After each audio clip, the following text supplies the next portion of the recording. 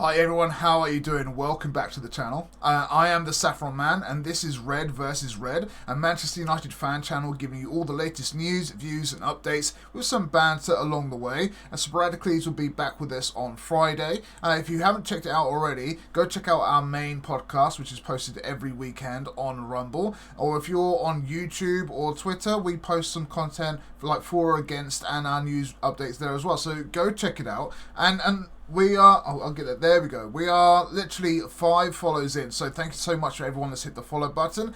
Please show your support and let's help us get to 100. As soon as we get to 100 followers, we're going to create a Discord community for everyone, for Red v Red. But anyway, lots of news and updates to go on. It's a bit crazy. We've got 9 days until the transfer market. We've still got some business to be done. There's rumours going left, right and centre, but we've actually got some outgoings as well. But I want to start off a little bit different. You know, on the podcast over the last few weeks that we've been doing them now, we've been talking about the changes behind the scenes. The staff members, the new merchandise and the new sponsorships and everything. And this is just another one, is Konami have renewed their partnership with Manchester United or vice versa, and that's just been announced earlier on today. And why is this important? Well, I've been playing kind of Football Manager all of my life, and Football Manager announced 3 months ago, I think it was 3 months ago, that they also have the rights to the Premier League, including Manchester United, whereas for like 10 years, Football Manager and Manchester United have been kind of battling out other clubs as well. So for the image rights and stuff, so you haven't had the official unless you downloaded an extra add-ons. So, but that's been settled now. So the new Football Manager, which is supposed to revolutionise the genre, now is going to have Manchester United official logo as well as much else. And so Manchester United have also renewed their deal with Konami for Pro Evolution Football and eFootball. So Manchester United have basically gone from just doing 1 or 2 to doing a couple of deals in the digital, especially gaming market space, right? So that's going to be pretty good. Over the next couple of years, you're going to see a whole new wave of generation, seeing the Manchester United badge and logo. And I just think that's really important that Manchester United have started saying yes to things like this. So yeah, really good change. I think that's worth noting. Another point worth of noting just before we go into the transfers, Anthony, we all know, hasn't had the best season. Some people say he's been the flop, like Manchester United's biggest ever flop. Hasn't really worked out. Being devil's advocate, he's had a lot going on. A dream move to Manchester United for like 4 times the price of what it was actually worth. And he's had a whole bunch of stuff going on in the background, especially last year as well. He did an interview, he was all teary, he was all emotional explaining the situation. Well, basically, that should be cleared up a little bit now. Anthony has been cleared of assault charges against his ex. So that has been going on probably 14 months, maybe, something like that. So he might be able to put that past him now and start just fully focusing on the football. Maybe we'll see a different Anthony. Again, it's just signs of positivity. If he's guilty or whatever, that's fine. But it's a positive thing for him to be able to have that put behind him, hopefully, and just focus on the football. And maybe we will get a different Anthony. We'll see. Let's start with the transfers then, because there's quite a few goings, ins and outs. Palestri, who's been with us for a while, from the academy. I think we got him for like £10 million, like back in the day. Panathinaikos looks like they're going to jump on in with a €6 million bid. So we're taking a loss on him. Again, you would have thought the money that we spent, the time that he's had at the club, that you thought we'd improve him. But it hasn't worked out. Maybe we haven't improved him. Maybe he seems to be doing well for his country. Just doesn't seem to be at the level for Manchester United. €6 million. We're in desperate need of extra cash at the moment to make any final signings in the window. So yeah, fair play. all the best to him. Panathinaikos have probably got a bit of a gem. They've definitely got a bargain. €6 million, around £5 million. I think they've absolutely got a bargain for Palestri. You give him 2 years. What was he, like 22? You give him 2 years of consistent football, he's going to be a £30 million player. I reckon he might. Maybe we put a sell-on clause on that as well. But yeah, I think that's good business. Wish it was a bit more, but he needs football. We need money. Go for it. Awesome. All the best, Palestri. Will Fish is another one that is looks like it's been on the move. I've been a big fan of Will Fish. Yes, I only sort of generally see him each summer when we see him join up with the first team. But he's just got a good size about him. He's got a good attitude. He always performed well when he stepped on the pitch. But yeah, no price has been announced, but Cardiff looks like the destination. It's still in talks, early doors on that one. But it looks positive for Will Fish. Again, Cardiff in the Championship.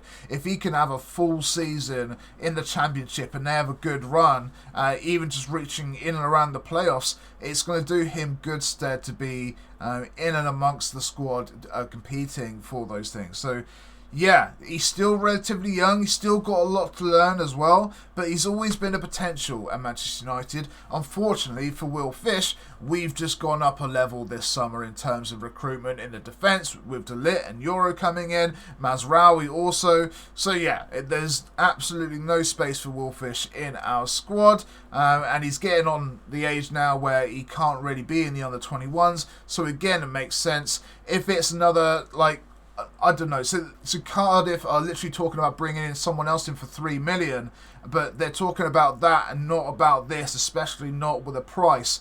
So I think it's going to be sub the $3 million mark. If we get 1 to 1.5 with a potential sell-on fee, again, that's another bit of cash inflow, and another young player gets an opportunity at a career.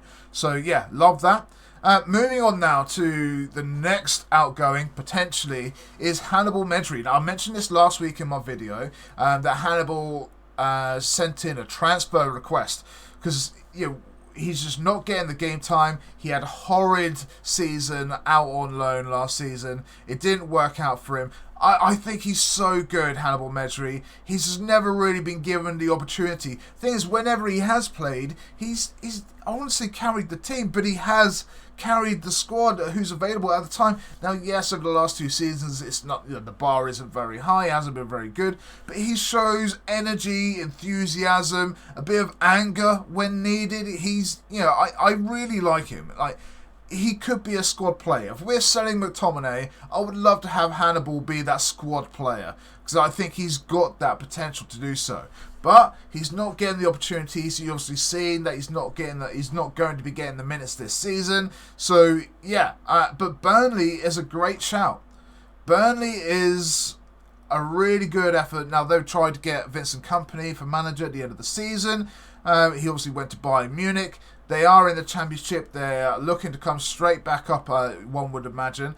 That could be another. I could see Hannibal in a Burnley claret shirt. I think that would be a really good sign. That tenacity is what Burnley are kind of all about on the pitch. I think he could be a real talisman for Burnley. So, yeah, it would be a shame to see him go. Now, There needs to be money in this one. I know Burnley, it has to be like 6 million, maybe 10 million minimum for Hannibal, with options to sell on fee and all the bells and whistles.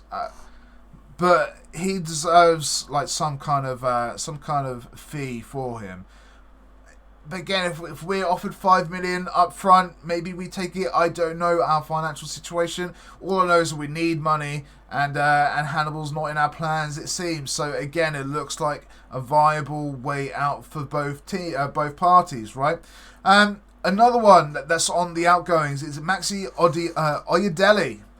Don't know much about Maxi. I haven't seen him before. Not like Amari Forson, I've seen a lot more of, but Oyedele, not seen too much of at all. But apparently he's off for a modest fee with an option clause. There's no real club in there yet. Let me just double check that. I would have thought I would have wrote it down. Oyedele. So in Poland, so Legia Warsaw. So yeah, somewhere in Poland. Again, a nominal fee has been mentioned, but definitely with a sell option clause attached to that because of the modest fee. Again, look, we're needing some money. We've got a bunch of young players that he's 19 years old, lots of time on the clock for him. So yeah, wish him all the best. And this is what happens with the conveyor belt, right? Sometimes they don't quite make it into the Manchester United squads, and we need to just say enough is enough, and it's best for you to go and get some minutes elsewhere, have a career elsewhere. It again works for both parties, but all the best to Maxi Oyedele. Now, another one, this has been straight. I told you there's quite a lot coming on in. Again, hit the follow button if you've lasted this long. We're probably about halfway, but here we go. So, another option that sprung up last week was Marcos Alonso, ex-Chelsea left-back, if you remember. He then went to Barcelona. He's 33 years old. He's now currently on a free transfer, and he said he'd be more than delighted to come and join Manchester United. Of course he would. He's 33 without a contract. He would love to come back to Manchester United. However, he was one of the few Chelsea players I actually kind of enjoyed watching all those years ago. I never really watched him at the Barcelona side of things. Everyone seems to be leaving Barcelona at the moment, just the way it goes with their finances. I kind of like this. Now, as long as it doesn't take anything away from Harry Amas, but we need someone solid that's going to be there no matter what. Luke Shaw, even if he comes back fit in 3-4 weeks' time, whatever, he could get injured again, like getting out of bed the next morning. We just don't know, how long he's going to be there for. And Harry Amas needs backup. Taro Malacia is a ghost. We'll be lucky if we see him before Christmas. So it makes sense to me on a free transfer, almost as if a pay-as-you-play contract. I just don't want to be giving him 150 to 250,000 a week for a free contract just because he's on a free transfer. Just let's be sensible with this. If he wants to come to Manchester United, awesome. Maybe he takes 100 grand a week and say, look, you're coming on a free. You're 33. You might not play all the time. We're not going to make you a top earner. Maybe 50 to 75, but I think he's too high a stature to be able to take that low of an income. Maybe there's bonuses on top. Maybe I just don't want to pay over the top for a free transfer who could potentially retire. It's a stopgap, right? And that, whilst we're dealing with injuries, whilst we're bleeding Harry Amas through, it would be a stopgap to when we need to give people a break. I think it makes sense at the right wage per week, right? Don't want to be giving them the world. But let me know what you guys think down below. Marcos Alonso, one for you? Just for the one season, maybe two? We'll see what happens. But yeah, I think it could make sense if the price is right. Next then, McTominay. It's been all going off with McTominay over the last few weeks. Fulham were interested in McTominay. I think they put in like a £17 million bid. We said no. I think they put in a £22 million bid, and we said no. I think they came in again this week with the 25 plus add-ons this week, and we said no. We want 30 million up front straight away. And so Fulham then went and bought Sander Berg. Literally happened today. So McTominay is not going to go to Fulham. But another club that's been interested in McTominay is Napoli. Now, I think this is an appealing move for McTominay. He is a born leader. I think he could do really well in Napoli, and it's a good club where you could make a name for yourself. They have a huge fan base. They're loved across the world by millions of fans, and I think he could do real wonders. He works hard. He gives everything all the time. He's got a real passion, and Napoli as a club are surrounded by and built on passion. So yeah, I think McTominay is a really good option for Napoli, and vice versa. I think that's another good match if Napoli can find the funds. They don't know what's going on with Osimhen at the moment, so they're lacking funds in that department. Ifs and buts, if Osimhen goes through, maybe they'll have the cash. Will they pay 30 million then? I don't know, but a few clubs are wanting McTominay on loan. That's not happening from Manchester United's point of view. They want a straight up sale. So, yeah, fingers crossed on this one. Hopefully we get that across the line. But, yeah, we'll see. All the best for McTominay if that does happen. Another one that's been popping up, again, I told you there's lots going on today, is Ben Chilwell from Chelsea. Now, this is interesting because there's been a swap deal mentioned between Chelsea and Manchester United for Sancho and Sterling. Now, I will get to Ben Chilwell, but I don't like this swap deal, but it's something that could happen. Something wild could happen around the whole Sancho saga. We could get a really crazy swap deal. I don't know if Sterling is the one. He's 28, 29. He's been to the City, Chelsea, obviously Liverpool. He is a great player. Great attitude now. He has gone through a lot. Is he the leader that I think we've got his position covered. I think we've got lots of people of his size and stature as well. We're needing taller people like Xerxes is just coming in, who is a lot taller. So, yeah, I don't like that move at all. But coming back to the Ben Chilwell, United are still really interested in Ben Chilwell. So maybe the whole Sterling thing doesn't happen, but maybe we get Chilwell and some cash. Because there's no way that, we're going to straight swap Chilwell and Sancho. We must get some cash in that deal, right? We must. I mean, Sancho is worth way more than Chilwell, I would say. Chilwell probably around 30 to 40. Sancho probably, 50 to 60 on a good day. Definitely, if he's on form, he could be closer towards the 70s. But in my mind, Sancho is definitely worth more than Chilwell.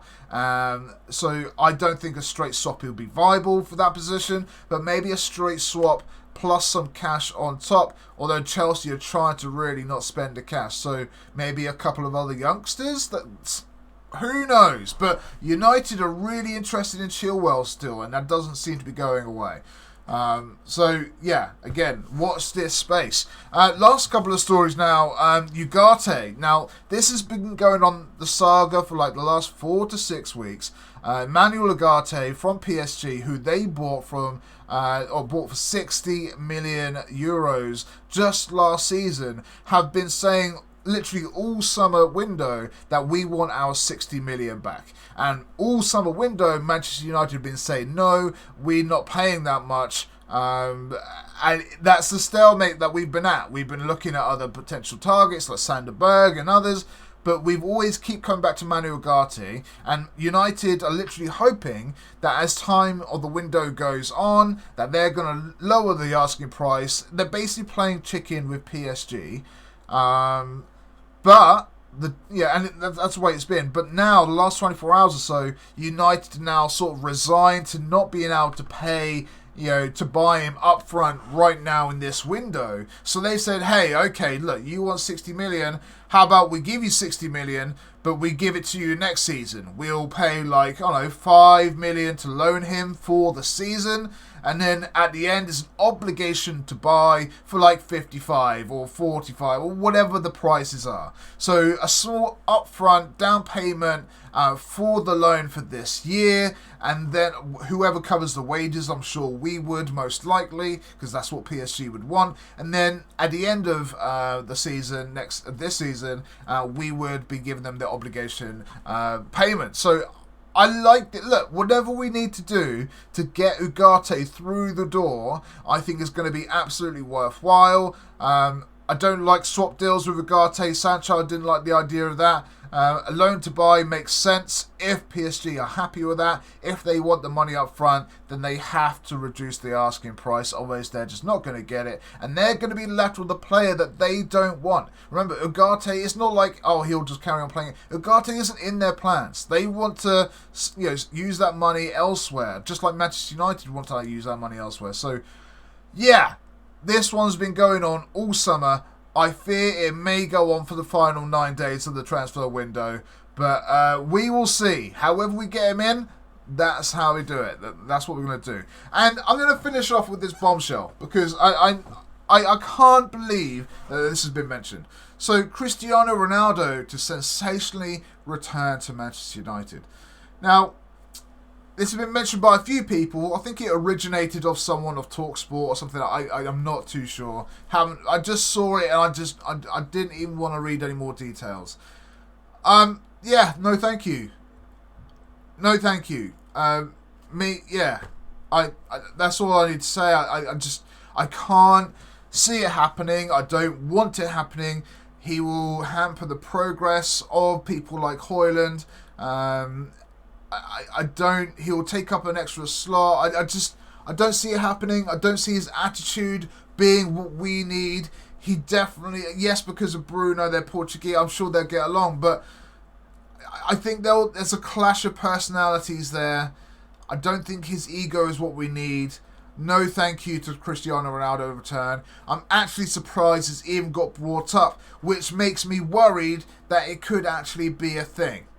But look, no thanks. I'm good. Alright, so yeah, let me know what you guys think down in the comments below. Look, 20 minutes in, there's been so many stories today. Please hit the follow, show your support, hit a like if you're watching on YouTube, hit a subscribe as well while you're at it, and come say hello to me and Sporadicles on Twitter whenever you like. Sporadicles will be back on Friday with his match build-up and predictions for the top of the table clash with Brighton, which I'm really looking forward to. The first top of the table clash of the season. Yeah, it's going to be really, really good. And then we'll be back this weekend with our main Red versus Red podcast with some for or against. If you have any for or against questions or statements, by the way, that you'd like to see me and Sporadicles kind of banter between back and forth and for or against, let us know. We'll make it happen. Yeah, really looking forward to building a community with all you guys. And yeah, I've been the Saffron Man. This has been Red versus Red. And I'll catch you guys at the weekend. See you then. Peace.